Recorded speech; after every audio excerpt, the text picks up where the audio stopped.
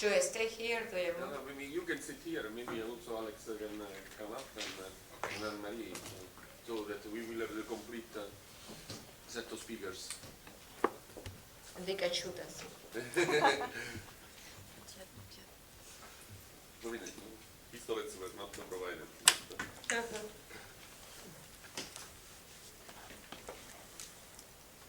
Who wants to start? Questions? We are too intimidating when we are three. Sure, Alex, yeah.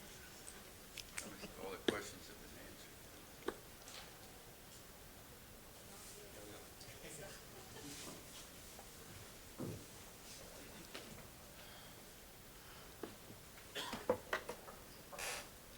Talking about grain boundaries alignment, eventually we will end up depositing on substrates, and I wonder if epitaxy is what we are actually looking for. Maybe having a amorphous layer of whatever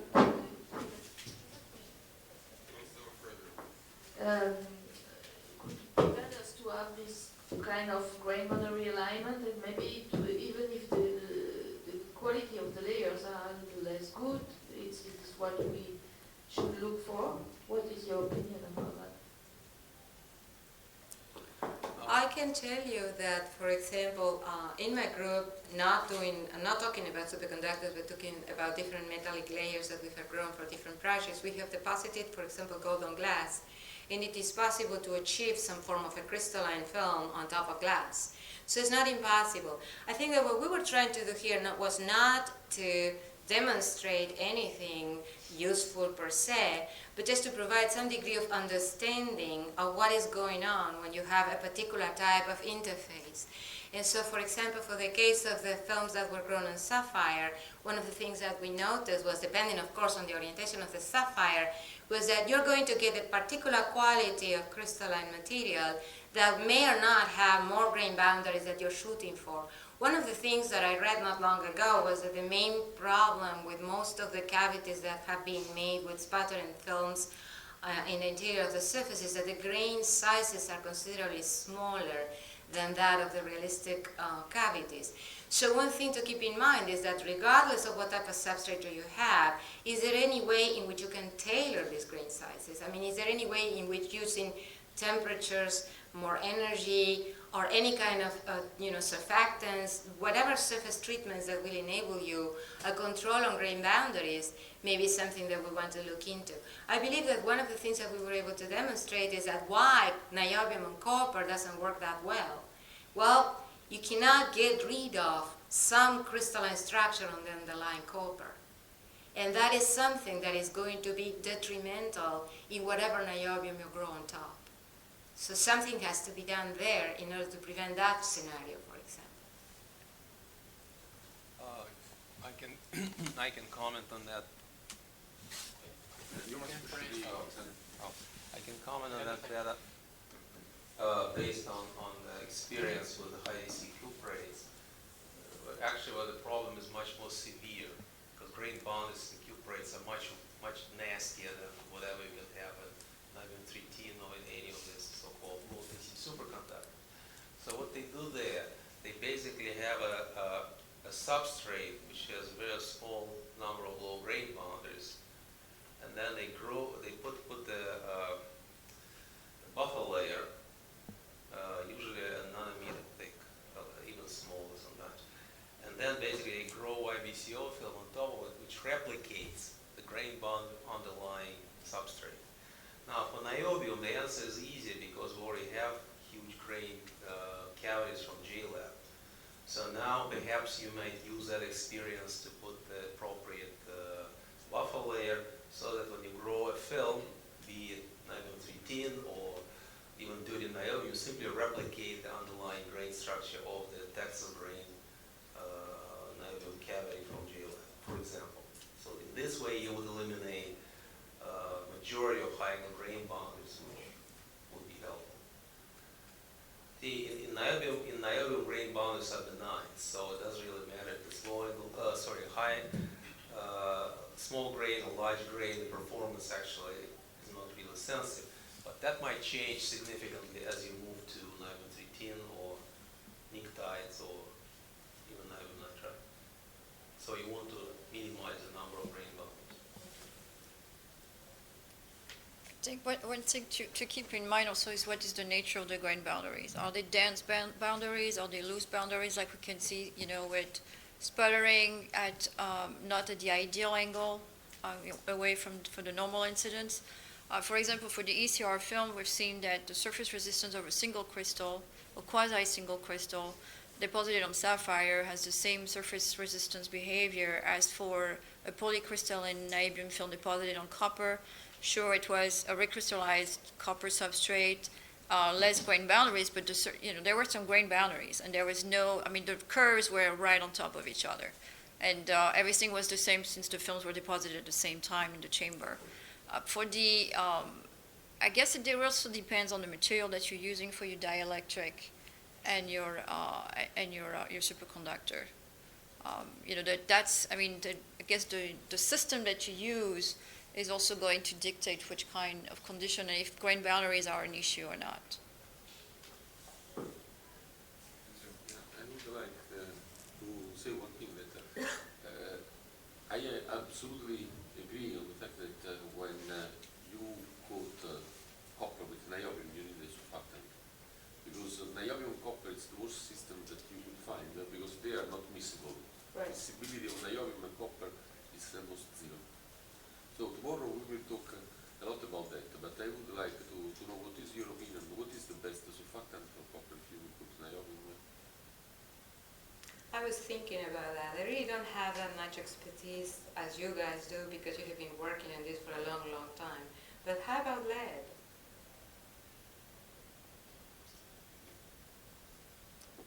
Or tin? Or tin? Because lead has a low vapor tension when we... True. No, I also mean, low lead is dirty, but tin. it is very soft. And then I was thinking in terms of a surfactant, nobody wants to put lead on their thin film deposition system. But tin you can. That's true. Yeah, it's a good compromise. That's true. If I remember correctly, in the 20 years or 15 years ago for the niobium on copper cavities, tin was something that was tried on top of the copper as an interlayer, as well as titanium. And there was no difference in terms, the surface, we can say that the coating method was maybe not optimum either. And it would be worth trying with the new techniques such as high PIMS or ECR. But the tin had the same results as for what we call the niobium copper oxide films. So lower surface resistance, but nothing better than the copper oxide as an interlayer. But I never saw a publication about the tin coating. It was done at which... That was done at the same time At as CERN. at CERN, yeah. That was in 98, But 97. the buffer layer itself, they were tried just with the basic idea to enter hydrogen. Because I remember it was used titanium Right. films in order to get hydrogen, but this is just a different purpose. So maybe it was used this buffer layer with let's say another objective, for another goal. And maybe I would think that it would be nice to I'm sure that it would be good to readdress because we have other techniques now that are showing some promises like the work that's done on high PIMS still at CERN. We have some result on the ECR that if you have a better quality niobium, maybe doing the interlayer would have a more beneficial effect. But that's why more probably you will talk about numeration.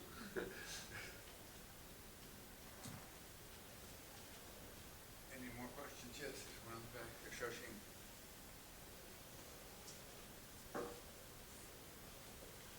So this question is for Alex. In your calculation, you have this substrate helping the multilayer to enhance the field to prevent the vortex from going in.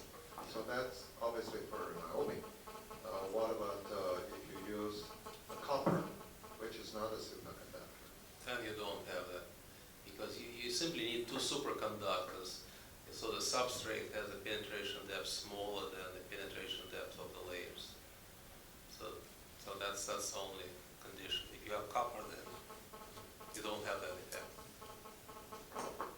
So we heard in earlier session that people would like to have copper subject, and we have a project working on MGB2 on copper also.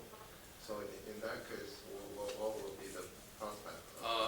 In my opinion, when you have a few micron thick niobium film for copper, it's the same as to have bulk niobium from the point of view of penetration of vortices or any of the superheating fields.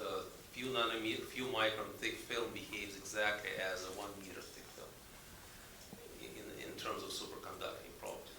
My concern about the thick film is that you might also have significant thermoelectric currents as you cool it down through TC, because you have metallic layer on top of superconducting layer on top of a metal. On this bimetallic system, it was shown in the 70s that you create significant thermoelectric currents, which might cause some additional trap flux, and that might be not good. But the niobium clad copper, more or less, the system in which you have a very thick niobium film, let's call it film, and then copper, and you have a thermoelectric current. But if you are careful, meanwhile cooling, you can suppress this. Well, it's very hard because the thing, all things happen when you cross TC, when you cool it down through TC. At which point you trap vortices. As you cool it down to 2 Kelvin, all these vortices stay, most of them. So, and I'm not saying that can be a serious problem, but I think it needs to be addressed because there was experiments in the 70s by Van Harlingen and by others, and they simply used this sandwich of two, I think it was tin on top of copper or something like that, and they simply studied the amount of trap flux as they cooled through TC, and they found that, given that you need to screen magnetic field to the accuracy of 1% of the Earth field, that might not be insignificant if you have the trap field due to thermoelectric currents. It only happens if you have a niobium film on copper. If you have a solid niobium cavity, there's no thermoelectric effects in the superconducting state, so you're okay.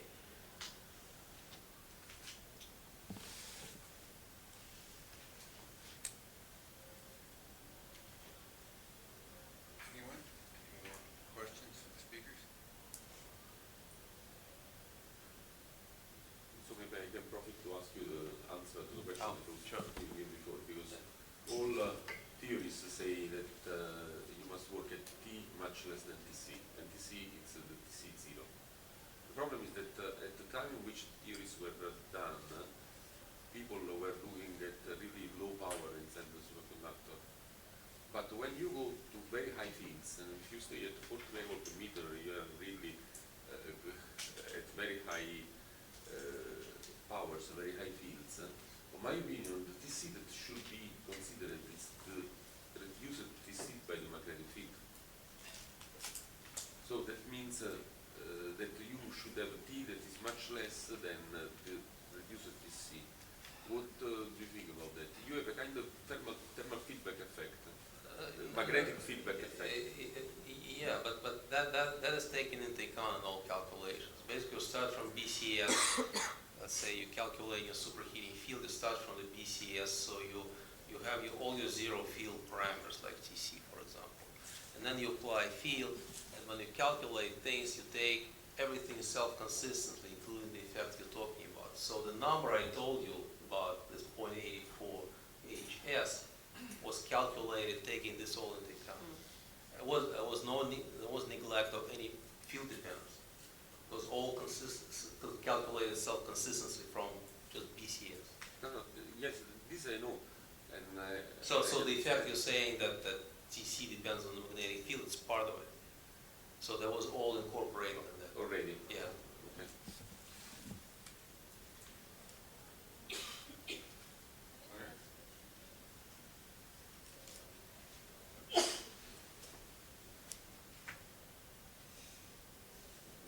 All right. You mentioned these new superconductors, which name I cannot pronounce. Peptides. You're not alone. Peptides. Peptides.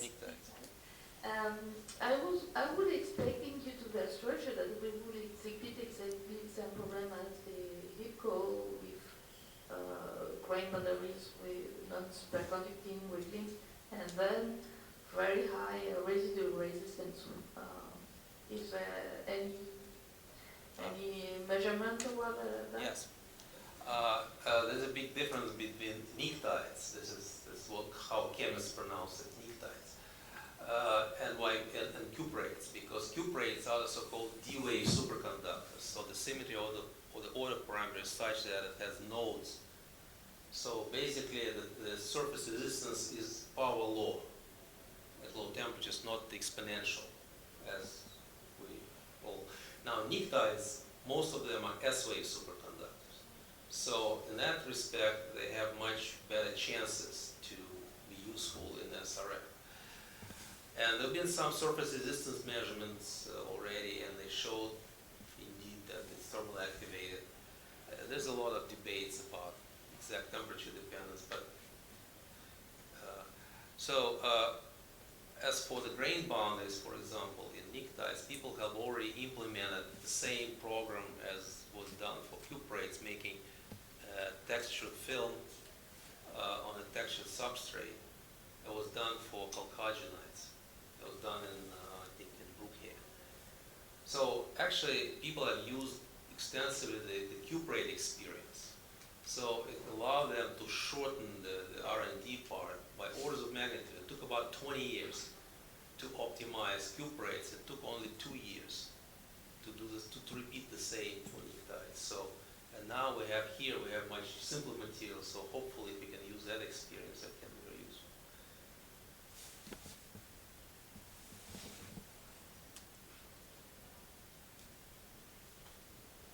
Questions? It's very close. Oh, No, if I can, I have a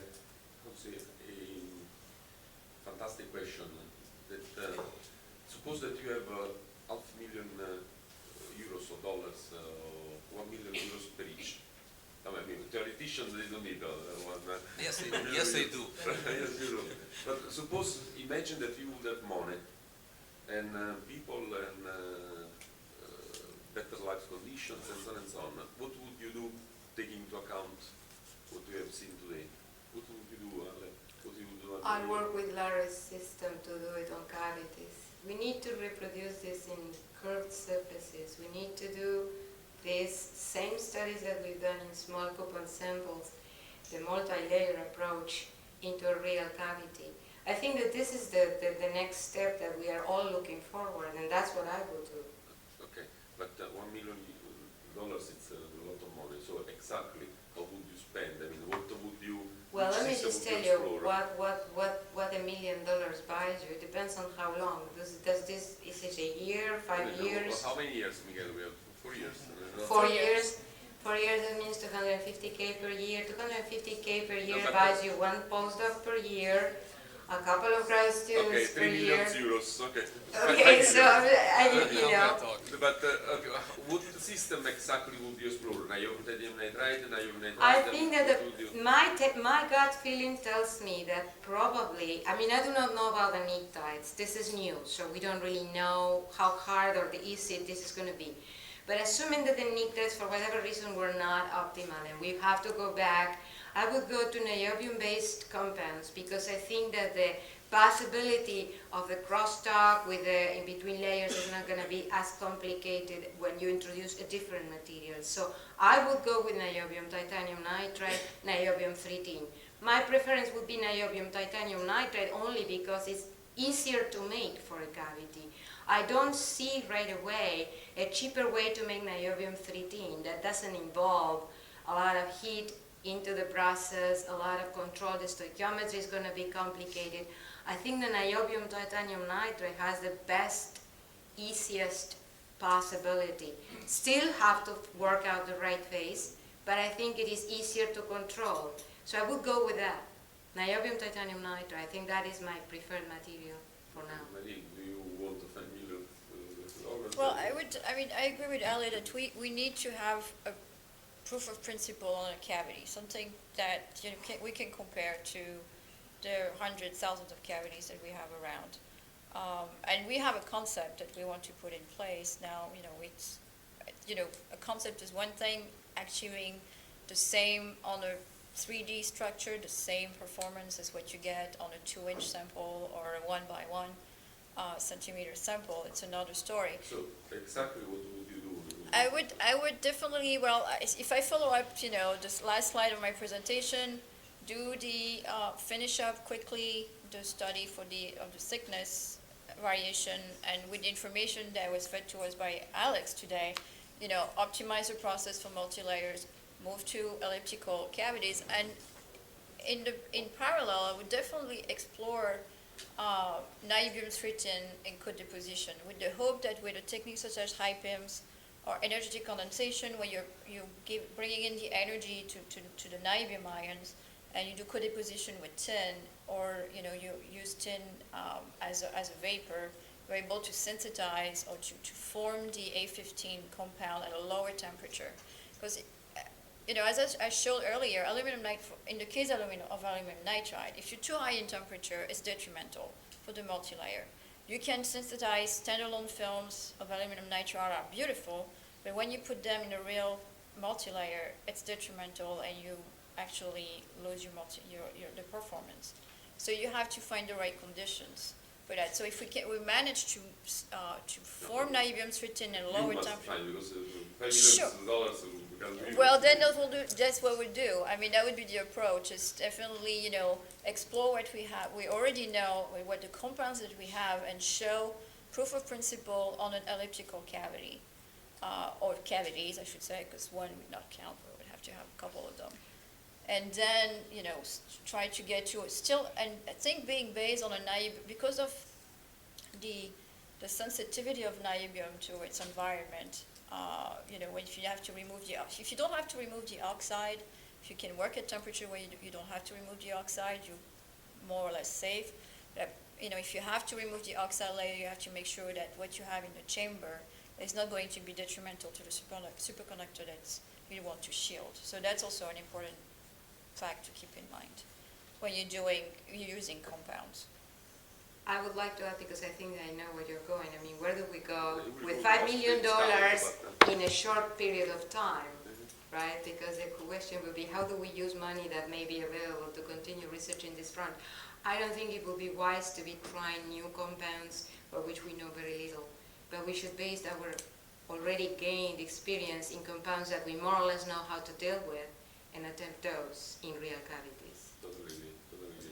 And Alex, students, money. And, Well, what would you do? I don't know, after I pay half to my university from that million. That's true, which I forgot, yes. So- Nothing to cry, Right. I think I can give you only,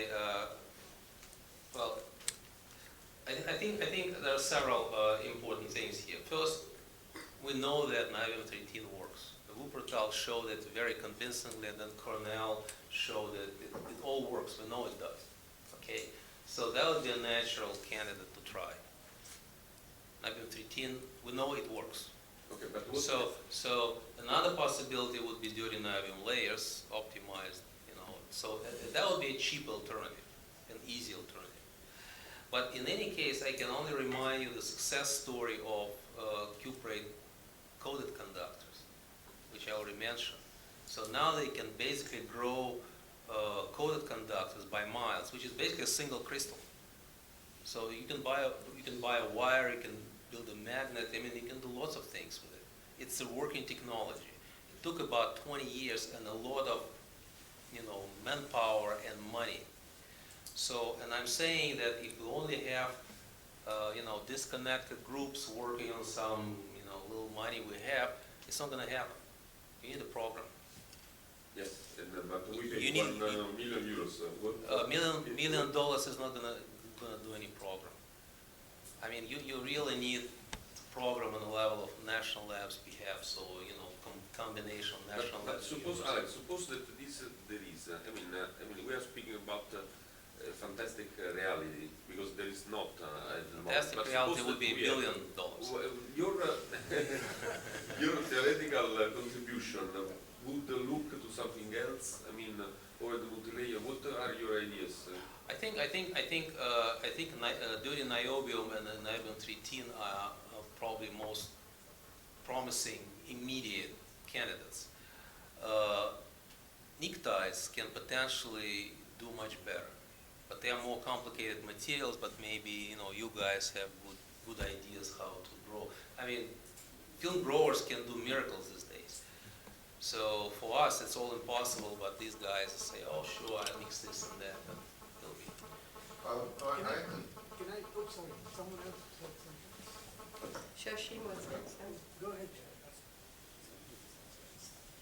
I can comment about pnictide films. We have products to grow that, but the specific materials that you mentioned, this potassium dope, Right. they are not easy to grow. I know. I I know. There are some MBE growths which show pretty good results, but potassium is not easy to handle. Of course, arsenic itself is something to be careful with, but potassium is not easy. Talk about even higher TC, 111 phase. I don't think there has been successful growth of that yet. So there could be difficulties in doing that. Well, I mean, you can use chalcogenides, the arsenic-free pnictides. Yes, I forgot that chalcogenide has been quite successfully made, Right. but those has lower TC. They have lower disease, Yeah, that's but the thing. I mean, you don't need very high DC. All you need is high HC. So you're going to work at 2 Kelvin anyway. So if you have a material like nabim-13, for example, that's what you can get from chalcogenides as well. If they work, then Yeah, chalcogenide. I'm saying, yeah. Chalcogenide has grown fairly successfully. Yeah, it that's goes why I was up to asking. 18 Kelvin, so it's the same as nabim-13. So. Appreciate it. The Comment. niobium 310, on what substrate is that going to be? Whatever works. Well, this is. No, I mean that's not. Alex, I asked a rhetorical question, but Yeah. I'm going to make a point now. Given the constraints given to us of 2018 or 2019, if one thinks about it from a system standpoint, one has to significantly lower one's goals from what we've been discussing here. These are laudable goals, but these are what I call product improvements. The basic product for the thin film community should be merely niobium on copper or niobium on aluminum. And does it even mimic the performance of bulk niobium? Because there you tell the end user, the cost of bulk niobium has gone up threefold in just the past 3 or 4 years. You're thinking of projects that involve 10,000, 17,000 cavities, the ILC, LHC upgrades. Let's just replace that cost. We haven't even done that yet. We know we have Q slope, and all the discussions that I've heard, there are wonderful results, but always at the expense of Q. The residual resistance is still way too high. Q naught is going to be terrible if we did any of this. I would disagree with the last statement because, as I said in my talk, we have very encouraging results on titanium and nitrogen doping. You actually improve Q significantly. Not only you improve Q, but you also I'm sorry, for bulk niobium. No, just Not for let me answer that. Yeah. So you improve Q not only just at 0 field, but at high field, at half HC. So that tells you that if you can replicate this dirty layer as a film, you can combine both, okay? So then you can have high field performance and high Q, not only high Q, but actually Q increasing with field, which would be great. Now, cost, of course, is important, but it's also a matter of basic R&D. So I'm going to stop R&D in the name of cost-effective things. I don't think so. So it will be always R&D, and also different applications require different cavities. For example, for some applications, high field is not important. And of course, in this case, what you're saying is exactly what needs to be done. For some applications, they want 100 megavolt per meter. And I think at the moment, this multi-layer thing is only enabling a technology to achieve it, unless somebody can come up with better things. So I think we shouldn't say that, oh, only this or only that. I mean, different technologies require different approaches. So,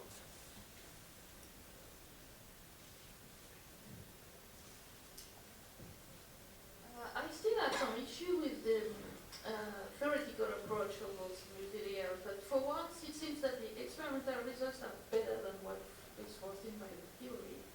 So probably you have some more in there. I'm glad to hear that. Anyhow, the starting formula of your HC1 enhancement states that the smaller the thickness, the higher the HC1 enhancement, but it comes to a physical nonsense when you reduce the thickness to zero. So something, No.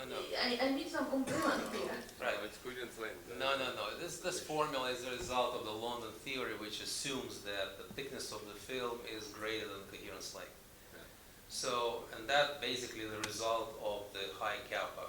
It's a high kappa limit. So, niobium 13 has kappa of 20, so it's a reasonably good approximation for niobium 13. And then, as this HC1, the so-calculated HC1, becomes of the order of HC2, then you know that you can no longer use it. So, this big crossover between HC2 and HC1, and then